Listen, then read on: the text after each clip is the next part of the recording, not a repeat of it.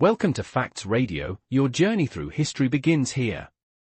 In this episode, we explore Veterans Day, the quiet national heartbeat that echoes across time, across battlefields, across kitchen tables where empty chairs once spoke louder than words.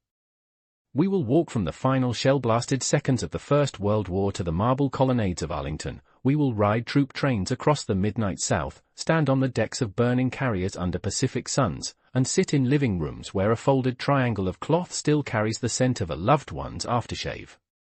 This is not a story of generals and maps alone, it is the story of the private who wrote his own obituary in pencil on a trench wall, the nurse who whispered the Lord's Prayer in 3 languages while plasma dripped into a stranger's vein, the granddaughter who still sets an extra plate every November 11th. Fasten your imagination, we begin at the 11th hour of the 11th day of the 11th month, when the guns fell silent and the earth itself exhaled. Chapter 1, The Last Echo of the Guns, 1918. Imagine the tension, a morning mist so thick it feels like breathing wet wool, the Western Front, France, 1918. For more than 4 years the sky has been a broken drum, shells have rewritten geography and soldiers have measured life in yards of churned mud. Yet at 5 a.m. in a railcar in the forest of Compiègne, French, British, and German delegates scratch signatures onto paper. The word is armistice, an end to firing, a pause in grief. But the agreement says the guns must stop at 11. 6 hours remain.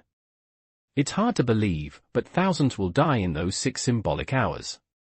Artillery officers fire off remaining stockpiles so they won't haul shells home. Infantrymen fix bayonets they will never blood.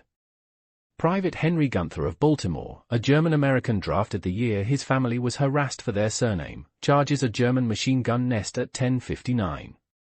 The enemy waves him back, unwilling to kill a man for 1 lost minute. A single burst answers.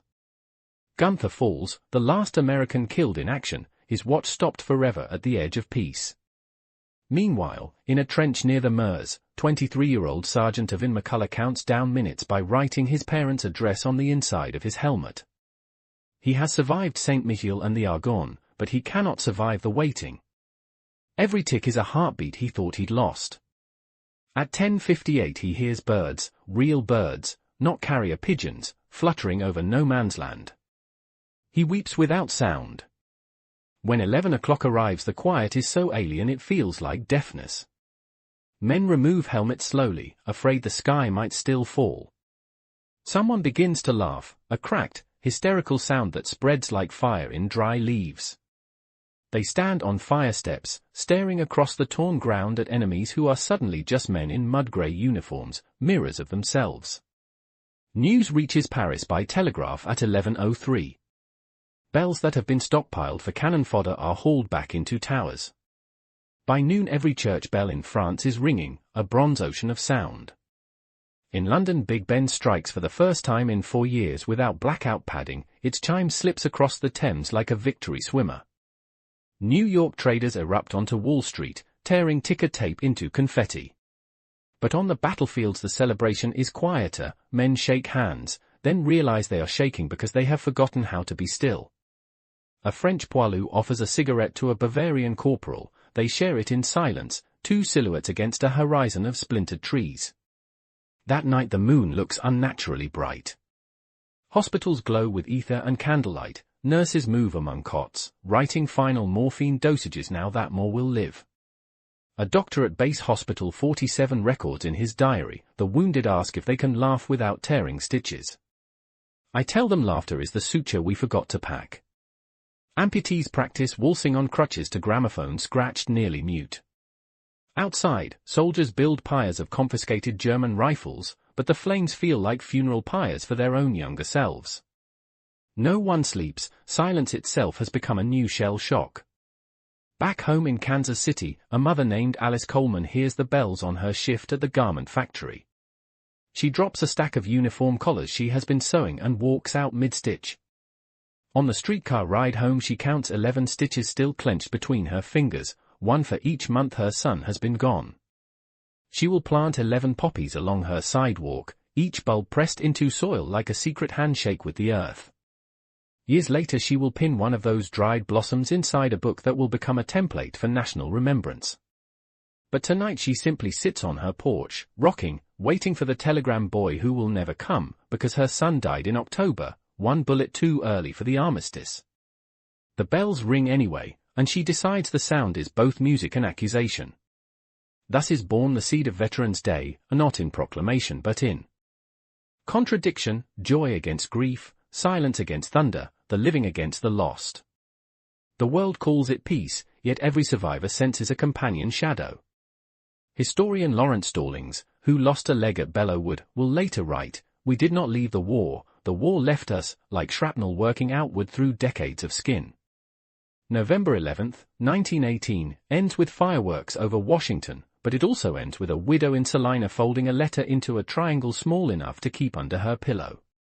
Both moments are true.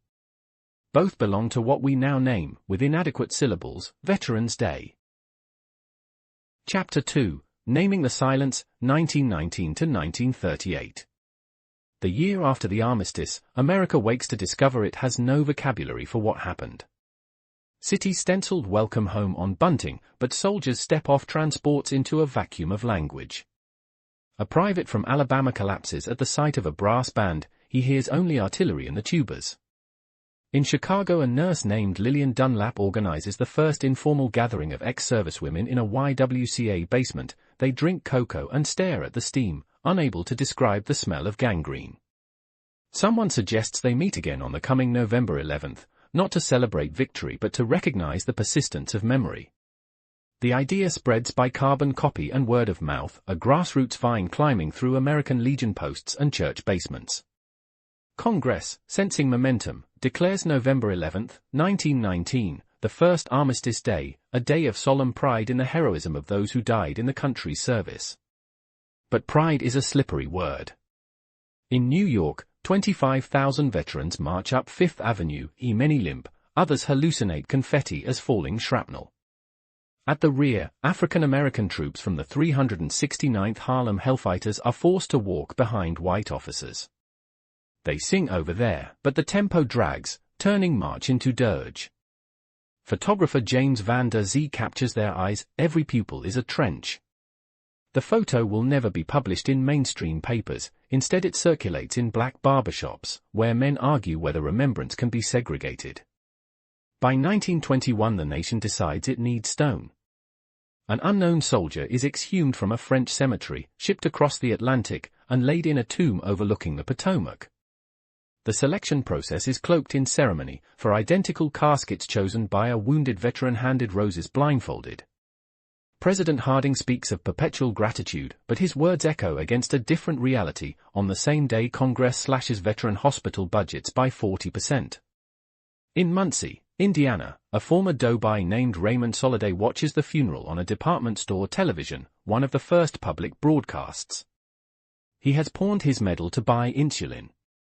The image of the flag-draped casket looks smaller on screen than he expected, a pixelated promise dissolving into static. Throughout the 20s, Armistice Day crystallizes into ritual, 2 minutes of silence at 11 a.m., schools reciting in Flanders fields, factory whistles screaming then choking quiet. But silence is not neutral.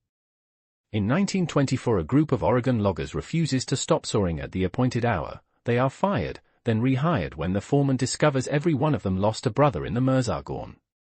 Silence becomes negotiation, a currency between the living and the dead. Radio stations cut transmission, creating accidental litiges of static.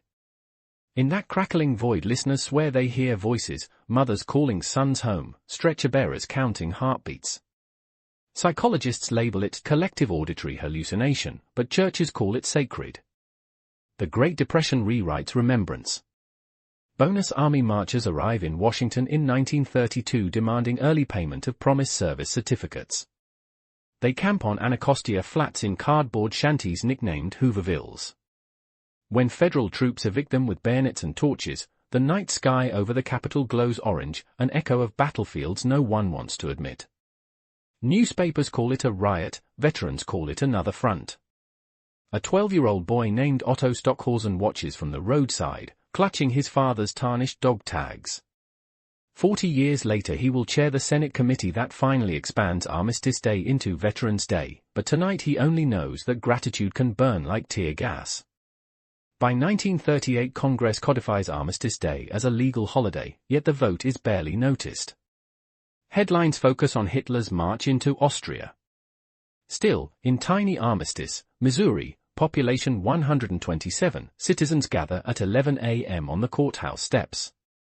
They have no veteran left, the last died the previous winter.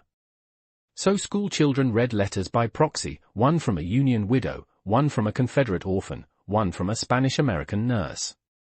The triptych of voices stitches centuries together, hinting that remembrance must expand or ossify.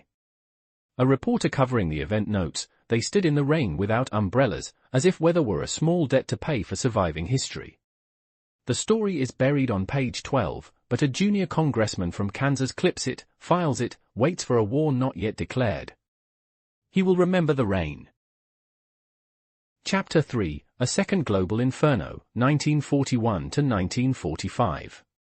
Imagine the tension, dawn at Pearl Harbor, December 7, 1941. Seaman Second Class James Ward is polishing the bell on the USS Arizona's fantail when the sky splits open in rising sun insignia. In 90 minutes the Pacific becomes a cauldron, 1,177 men vanish into oil-slick water.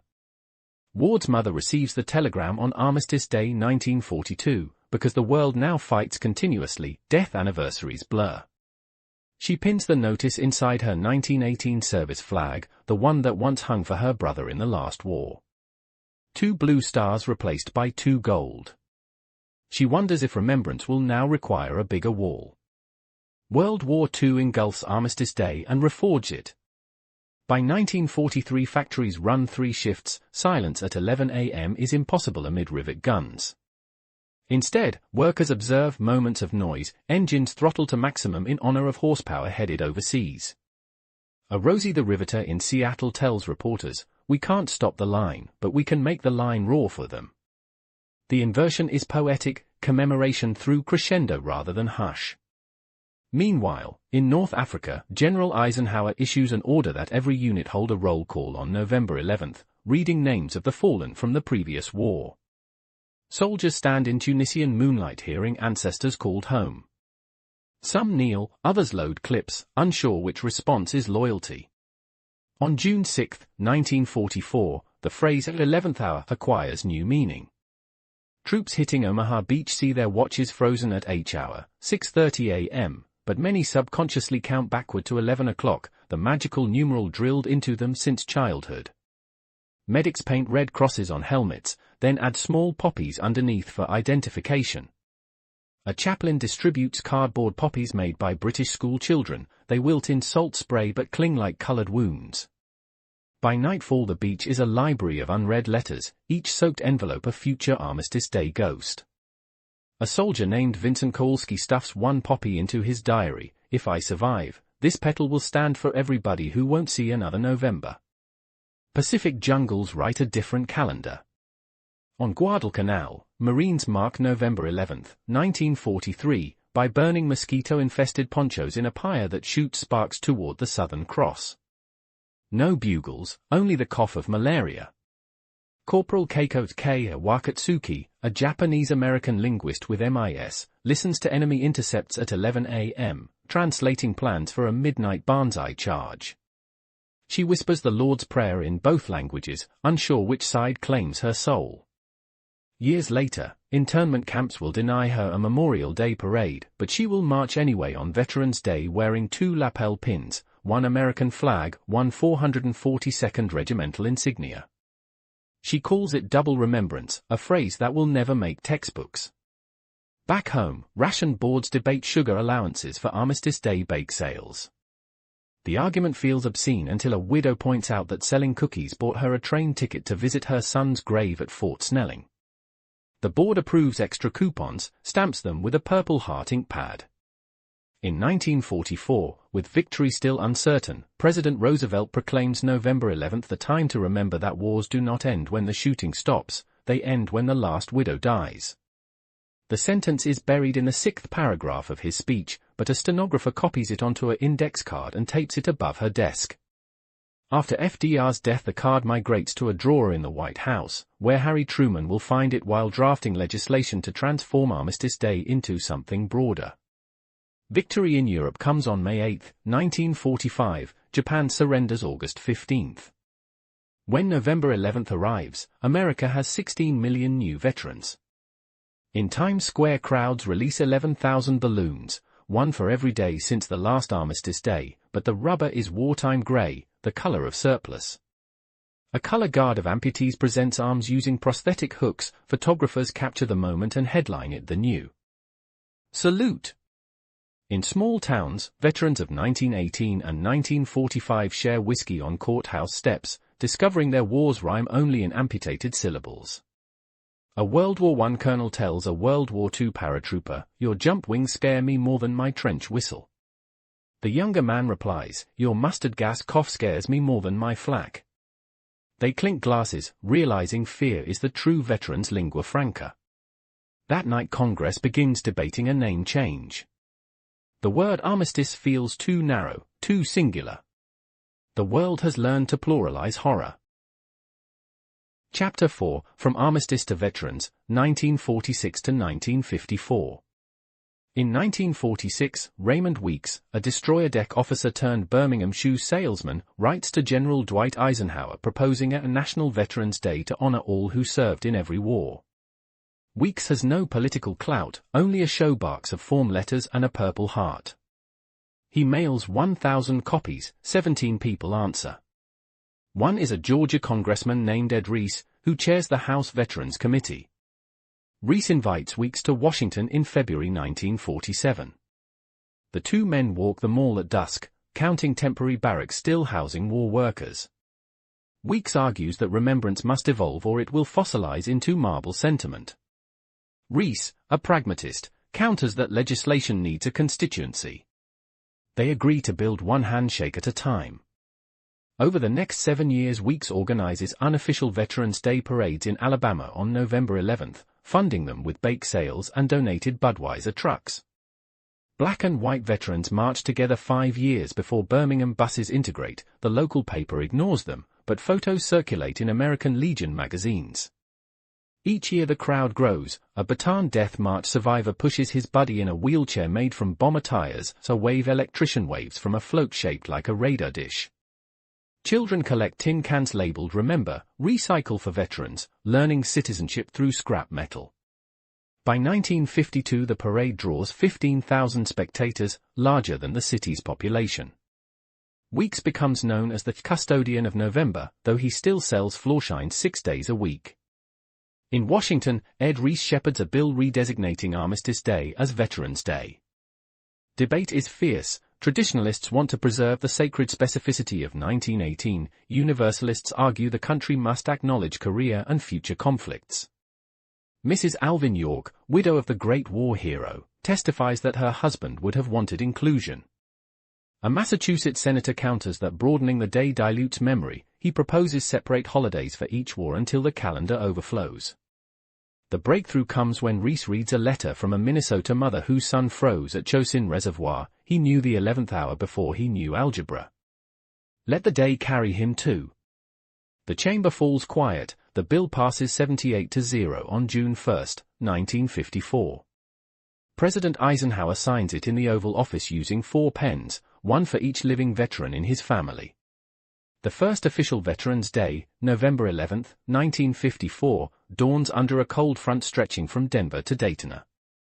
In Emporia, Kansas, population 15,000, citizens close schools and stores at 11 a.m. A local printer offers free poppies made from red soda can tin. Children distribute 30,000. The high school band plays both Stars and Stripes Forever and Lily Marlene, acknowledging Axis and Allied sacrifices. An editorial in the Emporia Gazette declares, "Today we honor not the war but the warrior, not the cause but the cost." The phrase is clipped by AP Wire and reprinted nationwide, becoming the unofficial motto of the new holiday. That night NBC Radio broadcasts a special, Voices of November, featuring recordings of veterans from the Spanish-American War to Korea. An 80-year-old cavalryman recites Kipling by memory, a 19-year-old amputee hums Till We Meet Again. The broadcast wins a Peabody and is replayed every November for a decade. Yet even expansion breeds contradiction.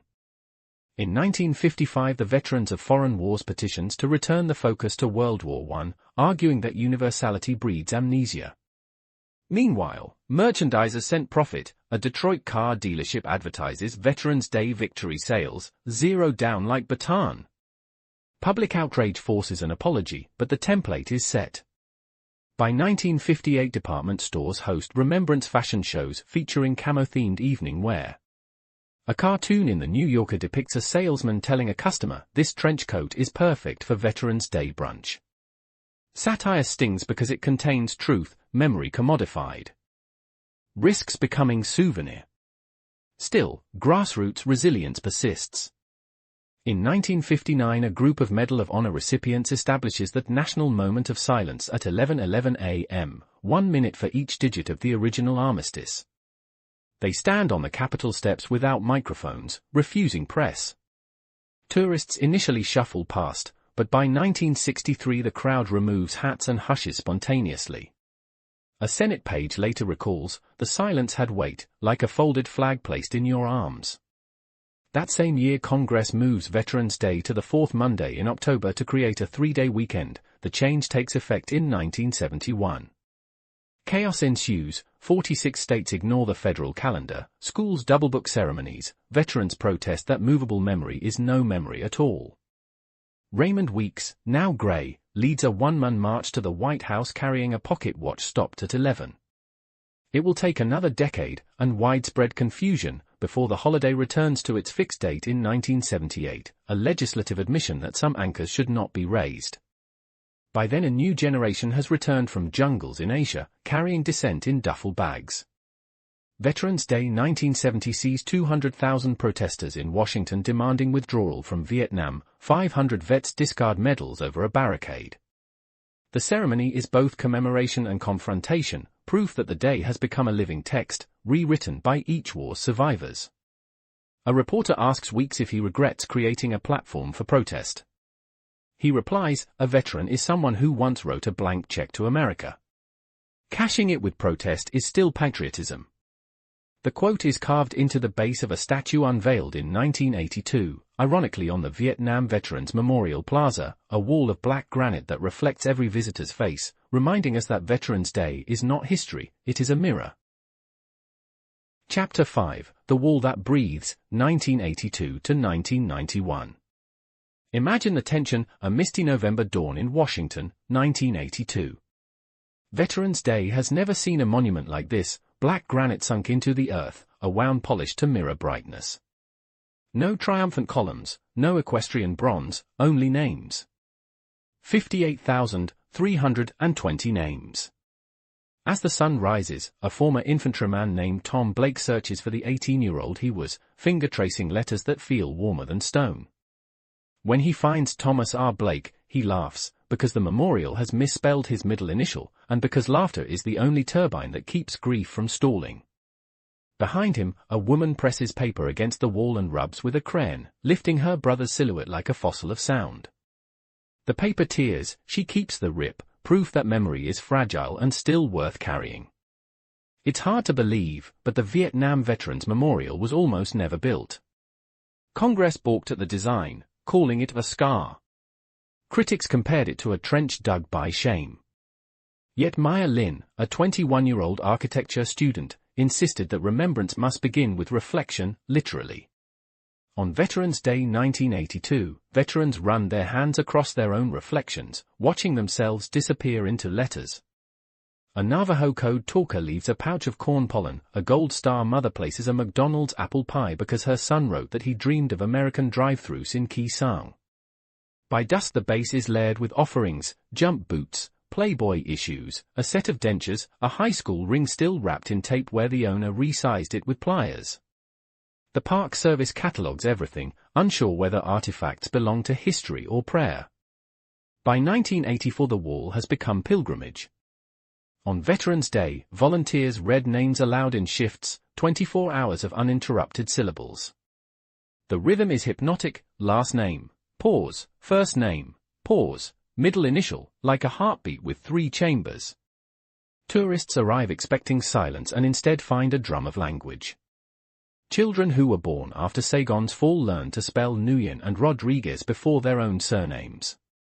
A Harvard linguist records the cadence for a dissertation on communal elegy, then enlists 2 years later after hearing his own cousin's name. The wall keeps recruiting the living, a quiet draft board of polished stone. Meanwhile, Desert Storm brews in 1990. On Veterans Day of that year, 500,000 troops stage in Saudi Arabia, watching CNN in mess tents. They see the wall on split screen while Scud alerts scroll beneath.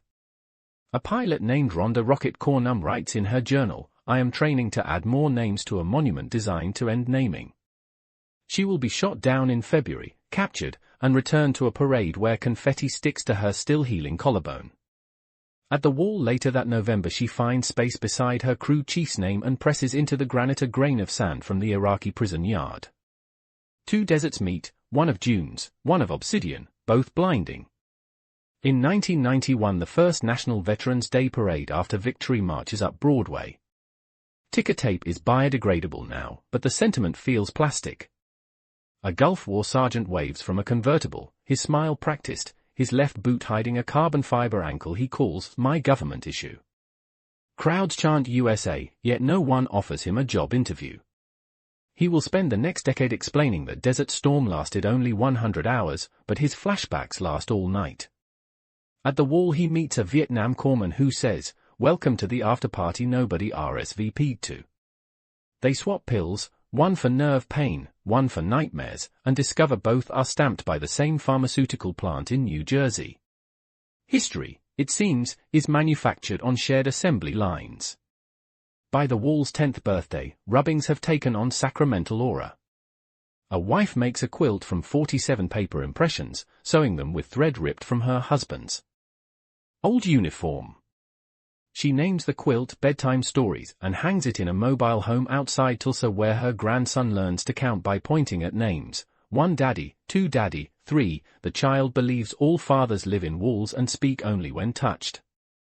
On Veterans Day 1992 he visits D.C., presses his palm to the stone, and asks, "Grandpa, why are you cold?" A stranger behind him, a man whose own father is missing in action, answers, "Because we're still learning how to warm him." The boy nods, accepting adult incompetence as a weather pattern he will someday outgrow. Yet the wall cannot hold every absence. In 1993 the first Gulf War missing in action name is added, an Air Force captain whose jet vanished into night sand. Engravers work by flashlight to avoid tourists, sparks ricochet like suppressed tracers. When they finish, veterans form a spontaneous cordon, shouldering rifles that are really umbrellas against a mist no meteorologist predicted. A bugler plays taps on a plastic mouthpiece because metal might set off security wands. The moment is imperfect, soggy, beautiful, proof that remembrance is always under revision. Before leaving, the engraver pockets granite dust, later mixing it with epoxy to patch a chipped countertop in his suburban kitchen. He will chop vegetables on traces of a stranger, digesting history one meal at a time. Chapter 6, Desert Winds, Urban Thunder, 1991 to 2001. Victory parades end, but sand keeps appearing in boots a decade later. Veterans Day 1993 finds 200 Gulf War vets hospitalized at Walter Reed for mysterious rashes, memory loss, and lungs that rattle like pill bottles. They call it the wind that followed us home. Doctors label it undiagnosed illness, language as sterile as desert air. In a Memphis Waffle House, a former gunner named Denise watches the sunrise special turn cold while she counts ceiling tiles, 27, same as Scud launches she tracked on radar. She flinches when the grill timer dings, the cook apologizes, says he served in Panama. They bond over shared startle reflex, exchange numbers neither will call. The syrup dispenser becomes a mortar tube, they laugh, because the alternative is screaming. It's hard to believe, but the 1990s are a decade of parades without peace. In Bosnia, peacekeepers wear US flags on shoulders yet cannot fire unless fired upon. On Veterans Day 1995, Specialist Luis Aguilar stands guard at a Sarajevo bridge, watching civilians carry bread across stones still pocked by snipers. He remembers his father's stories of Vietnam rules of engagement, realizes every generation inherits the same rope with different knots. A Bosnian girl offers him a paper poppy made from a discarded ration box. He tucks it behind his ear, unaware photographers will turn the image into a poster sold in mall kiosks back home. He will receive no royalties, only letters from 7th graders asking if he killed anyone. He answers the kindest one, "I guarded bread." That is all. Meanwhile, technology rewrites memory. In 1997, the first live-streamed Veterans Day ceremony buffers across dial-up connections, pixels dissolving into anthem chords. A quadriplegic vet in Anchorage watches on a screen strapped to his wheelchair, types into a chat box, "I can't salute, but I can spell." Across America, hundreds reply with digital hand emojis.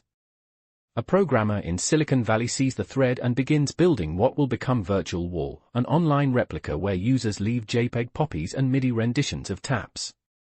Critics call it cemetery karaoke, yet traffic crashes servers every November. Remembrance has learned to scale.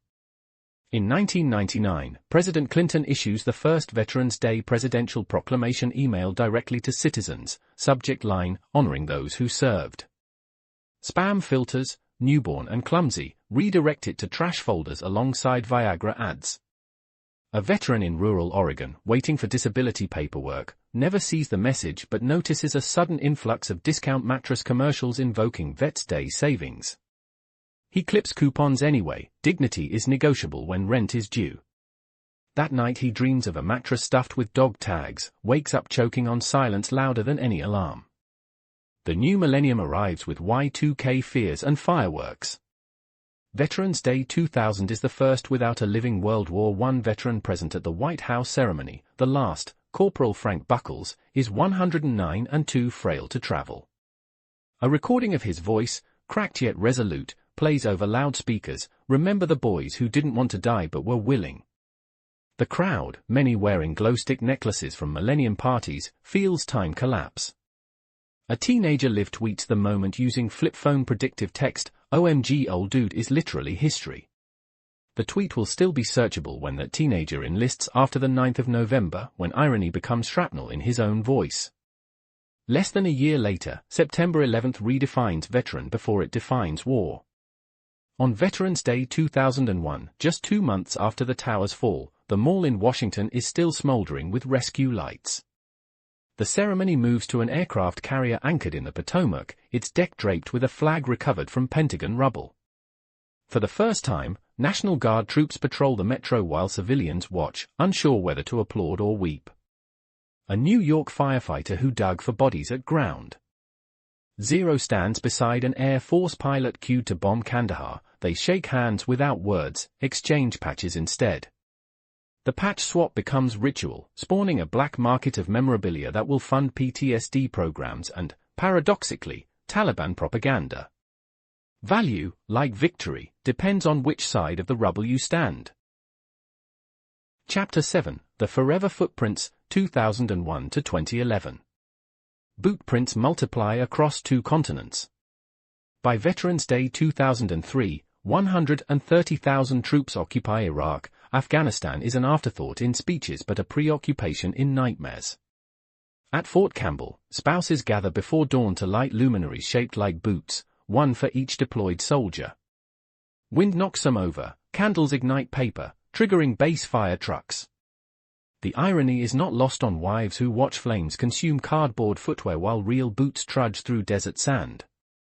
A child asks if daddy will come home in those paper boots. His mother cannot answer because she is tasting smoke that might be prophecy. It's hard to believe, but the first Veterans Day after mission accomplished banners involves plywood coffins arriving under media blackout. Dover Air Force Base lifts the photograph ban in 2009, yet by then the public has learned to look away. In Dallas, a grocery chain offers free coffee to vets on November 11th, lines stretch around the block, but baristas are instructed not to ask what war. One man in desert boots trembles as steam hisses. He hears mortars in the espresso machine, dives behind a cereal display. A manager films the incident for training purposes, inadvertently creating a viral clip titled Latte Flashback. Comment sections debate whether he is hero or hashtag, no one asks his name. Technology now mails grief at bandwidth speed. On Veterans Day 2005, a video call connects a forward operating base near Fallujah to a high school gym in Ohio. Students watch a live re-enlistment ceremony. Pixels freeze just as a sergeant raises his right hand, leaving him eternally pixelated mid-oath. The students applaud frozen Valor, unaware that 2 months later an IED will fulfill the contract he just signed. His mother receives the condolence flag in a Walmart parking lot because the delivery van could not find her rural road. She sits in her truck, hazard lights blinking, realizing the fabric is factory perfect, no wrinkles of actual use. She will iron it anyway, pressing creases that imitate presence. Meanwhile, the ratio of survivors to wounded widens, body armor saves torsos but not minds. By 2007, VA hospitals report 2,000 new PTSD cases weekly. On Veterans Day, a clinic in Phoenix offers equine therapy, inviting vets to groom rescued Mustangs. A Marine named Tasha approaches a gelding named Liberty, both flinch at helicopter shadows. Over weeks they learn to breathe in synchrony. Tasha's final session falls on November 11th. She braids Liberty's mane with yellow ribbon, then removes her own purple heart ribbon and threads it in. The horse gallops away, a medal flapping like a second tail against the desert sunset. She never tries to retrieve it, saying, "Some honors you give back to the wind." In 2009, President Obama lays a wreath at Arlington while protesters across the street demand withdrawal signs. A lone trumpeter plays the taps but accidentally begins in the wrong key. The cracked note silences both supporters and protesters, uniting them in cringe. The moment becomes metaphor for war's off-key with justification.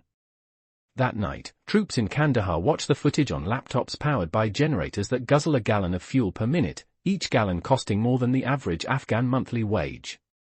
A private calculates he is protected by economics he cannot pronounce, vows to teach himself Pashto before next Veterans Day. He will lose both legs and gain fluency in a hospital ward, trading limbs for verbs no textbook wanted. By 2011, Veterans Day includes Facebook profile frames and hashtag campaigns. A trending topic #Veterans Day urges selfies with service members, some pose with strangers in uniform, blurring stolen valor with algorithmic fame. A Gold Star sister tweets her brother's last voicemail. Within hours it is remixed into a dubstep track auto-tuned to God Bless the USA. She deletes her account, learns that remembrance can be sampled into oblivion. Yet resilience adapts. Veterans form private Discord servers, where they share memes darker than any civilian could stomach, captioning drone footage with cartoon emojis. Laughter is encrypted, pain is password protected. In this decade, war ends on paper but respawns in pixels, a respawn timer no patch can fix. Chapter 8, The Invisible Wounds Era, 2012 to 2020. The war labeled over birth's new battles inside skulls. By Veterans Day 2012, suicide claims more active duty troops than combat. At 11:11 a.m. on the 11th of November, veterans across time zones post 22 push-up videos, one for each daily suicide, tagging friends to continue the chain. The campaign crashes servers with sincerity. A paraplegic vet completes push-ups on knuckles, captioning, "Arms work, mine sometimes doesn't." The clip is liked by 1 million strangers and 0 VA administrators. Algorithms serve him ads for mattresses and therapy apps. He clicks neither, buys a bottle instead, becomes another statistic the following spring.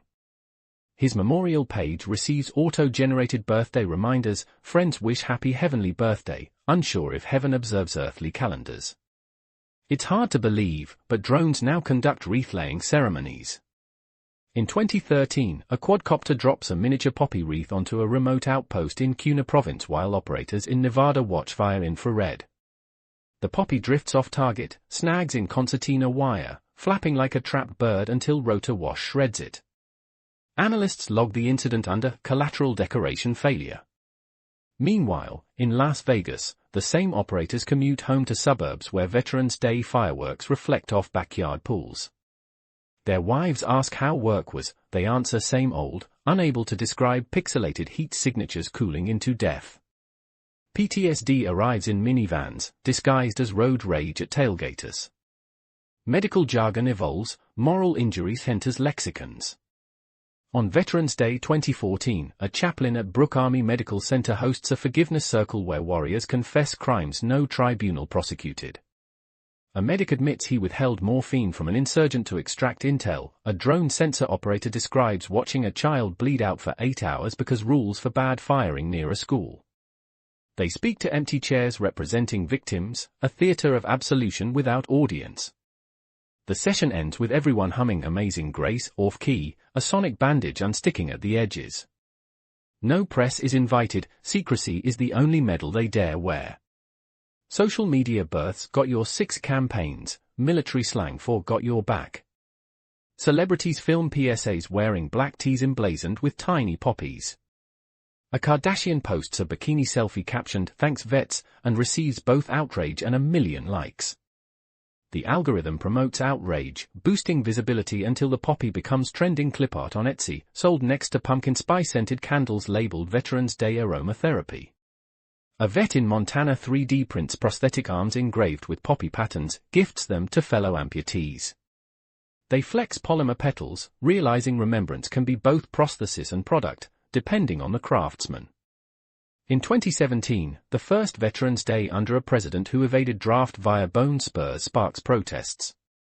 Some veterans wear t-shirts reading "Draft Dodger in Chief, we served anyway." Others counter-protest, "We served the office, not the man." The argument spills into a Dallas Cowboys game where the national anthem kneels collide with flyovers of F-35s costing $36,000 per hour. A Navy vet in the stands removes his cap, reveals a scar shaped like the Korean peninsula, and sings off-key while tears salt his beard. Around him, kneeling and standing alike fall quiet, realizing flesh is the only flag that never stops flying. By 2019, psychedelic therapy gains VA trials. On Veterans Day, a former Ranger ingests MDMA in a Johns Hopkins lab, headphones piping Gregorian chants. During the 6-hour session he revisits a night in Helmand when he shot a boy carrying a jug of water. This time the boy sets the jug down, smiles, walks away unscathed. The vision ends, the veteran weeps for the first time in a decade. Researchers note decreased amygdala response, he notes increased sunrise appreciation. Outside, protesters brandish signs, "Honor vets, don't drug them." Inside, he whispers to the empty chair now occupied by forgiveness, "I'm ready to forget how to remember killing you." The chair, institutional gray, says nothing, but for the first time it does not accuse. Chapter 9, Pandemic Bells, 2020 to 2021. Veterans Day 2020 arrives masked. Arlington's amphitheater holds no public audience, chairs stand 6 feet apart like sentry social distancing from grief.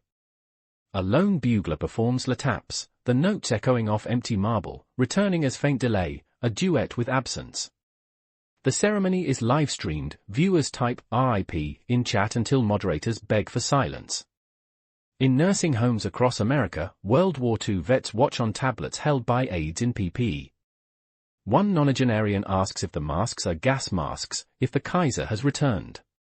A nurse removes her N95 to show lipstick smile. He salutes with tremor, believing her an USO girl from 1944. Later that night he dies, COVID listed as secondary to time itself. It's hard to believe, but drive-by parades replace marching columns. In Detroit, jeeps adorned with balloon poppies crawl past a VA hospital at 5 miles per hour. Patients wave from windows, some flipping the bird, not in disrespect but because fingers curl involuntarily around phantom triggers. A mother in the backseat live streams her son's first salute, captured through glass smeared with toddler handprints. The algorithm captions it "Proud Boy Salutes," attracting extremist comments until she deletes the post, renames her account, and spends November sleepless, wondering if algorithms are the new friendly fire. Virtual reality offers closure that travel bans prohibit. A startup scans the Vietnam Wall into 3D, users at home run fingers across haptic gloves, feeling cold pixels. A vet in rural Oregon traces 8 names in one sitting, something he could never afford by plane. When he removes the headset he tries to place the gloves on his mantle, forgetting they are not physical. His wife finds him cradling air, humming "We Gotta Get Out of This Place."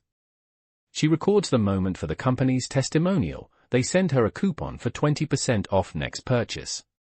She deletes the email, opens a window, lets November air carry the scent of pine and wood smoke, real haptics, no subscription required. In 2021, the last living World War II Medal of Honor recipient lies in state in the Capitol Rotunda, an honor shifted from Arlington due to pandemic protocols. Masked legislators file past, some pausing for photos later cropped to appear maskless. Outside, masked veterans circle the building 6 feet apart, counting cadence under breath. A woman carries a sign, "I survived Fallujah but not unemployment, hire vets." The ink runs in freezing drizzle, streaking red like watercolor poppies. A senator tweets the image with bipartisan hashtags. By afternoon the woman receives 3 job offers and 1,000 death threats for politicizing remembrance. She accepts a warehouse position, learns to pack same-day delivery boxes with same efficiency she once packed ammo crates. Speed is speed, purpose is negotiable. Meanwhile, vaccine sites occupy VA parking lots. A Korean War corpsman rolls up sleeve for shot number 3, sleeve that once bore sergeant stripes now spotted by age. The pharmacist thanks him for his service. He answers, "Thank you for the needle, smaller than the ones I used on kids at the Yalu." The pharmacist, young enough to be his great-granddaughter, Googles a Yalu later that night, falls into a rabbit hole of frozen battles, emerges at 3 a.m. crying over frostbite she cannot feel. She volunteers for extra shifts, chasing penance for ignorance she never knew she carried. Veterans Day is no longer a date, it is a search history that haunts. Chapter 10, The Next 11th Hour, 2022 to 2025. Arlington adds a new section, Biodegradable Urns for Veterans Who Choose Tree Over Tombstone. On Veterans Day 2022, families plant 632 saplings, oak for Army, maple for Marines, aspen for Air Force, willow for Navy, pine for Coast Guard, and for Space Force, a speculative seedling engineered to grow in Martian soil. Children water saplings with canteens once carried in Fallujah, Kandahar, or undisclosed orbital training. A girl asks if trees will drop leaves shaped like dog tags. Her father, a former orbital engineer, replies, "Only if we teach them to remember." She pockets an acorn, vows to grow it on whatever planet she lands, spreading veteran shade across galaxies imagined but not yet fought over. It's hard to believe, but drone pilots now have their own support groups. On Veterans Day 2023, they meet in an Omaha strip mall classroom between a yoga studio and vape shop. Projection screens display satellite loops, coffee comes in cups shaped like MQ-9 Reapers, gallows humor marketed at 7.99. A major confesses he celebrated his daughter's birth while launching a hellfire at a wedding convoy. The timeline overlap still feels like adultery. They practice mindfulness, breathing in for 4 seconds, holding for 4, releasing for 4, same cadence as target acquisition. Outside, protesters brandish signs, "If you never smelled cordite, you're not a vet." Inside, they count breaths, realizing judgment arrives faster than any missile. Artificial intelligence writes condolence letters. In 2024, a generative model trained on 50,000 WWI-era telegrams produces new ones indistinguishable from 1944 archives, same serif font, same inverted syntax. The Secretary of War desires me to express his deep regret. A mother receives AI-generated notice that her son survived, algorithm mistaking training data for prophecy. She bakes cookies for the postman who delivered false mercy. He eats them on her porch, both pretending fiction is nourishment. When correction arrives, she frames both letters side by side, labels the artwork machine learning, heart unlearning. Gallery visitors pay $25 to glimpse the future of grief, proceeds donated to veteran art therapy, full circle, or maybe spiral. In 2025, the last living 9/11 veteran retires from service, an airman who enlisted September 12, 2001, at age 18. Now 42 with titanium hips and a podcast titled 24 Years in 24 Episodes. On Veterans Day he releases the finale, 60 minutes of silence recorded inside the empty Pentagon Chapel, intercut with heartbeat monitors from Walter Reed. Listeners stream it 1.1 million times, many leaving comments in Morse code, a retro language no algorithm auto-deletes. The episode ends with his whisper, "The 11th hour is portable. Carry it gently, use it often, spend it on peace." He signs off not with goodbye but with stand easy, the military benediction for watch concluded. Closing summary. We began at the 11th hour of the 11th day of the 11th month, when silence was invented by stopping noise. We walked through railcars and radio waves, through walls of stone and screens of light, through push-ups and pixels, through saplings and silence. We met the living who carry the dead in pockets, in prosthetics, in search histories, in songs off-key yet on time. We saw memory commodified, sanctified, digitized, and planted like seeds that may outrun our wars to Mars. We learned that veteran is not a tense, past, present, future, but a continuous verb, to carry, to create, to connect. The legacy is unfinished, a relay where batons are wounds, where finish line keeps moving like a shadow at dusk. Yet within the relay lies instruction, that every generation must redefine remembrance or be defined by forgetting. The poppy is still red, but it now grows in fiber-optic soil, the bugle still calls, but echoes in podcast streams, the flag still folds, but into triangles small enough to pocket in hearts. Sacrifice is not a ledger entry, it is a blank check written to tomorrow, cashed by civilians who inherit freedom they did not purchase. Our debt is not paid by discounts or hashtags, but by living lives worthy of the cost, by voting, by listening, by hiring, by healing, by refusing to outsource conscience to ceremony alone.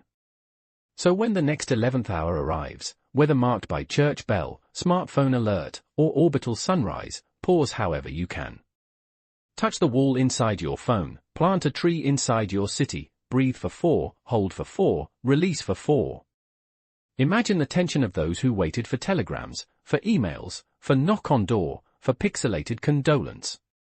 Imagine the relief of those who returned, carrying memories like shrapnel that works its way out through decades of skin. Imagine peace not as absence of war but as presence of justice, as curriculum, as budget line, as daily practice rather than holiday slogan. Carry the acorn, the glove, the paper boot, the haptic poppy. Carry them gently, as you would carry a sleeping child who might wake screaming, who might wake singing. Carry them publicly, because secrecy is soil where forgetting germinates. Carry them into classrooms, boardrooms, chat rooms, and bedrooms, until the 11th hour becomes every hour, until veteran is not a label but a lighthouse we all maintain, sweeping beam across dark water, guiding the next ship home. Thank you for joining us on this journey through history. If you made it this far, you're the reason we keep going. Please subscribe and help us continue sharing these stories with the world.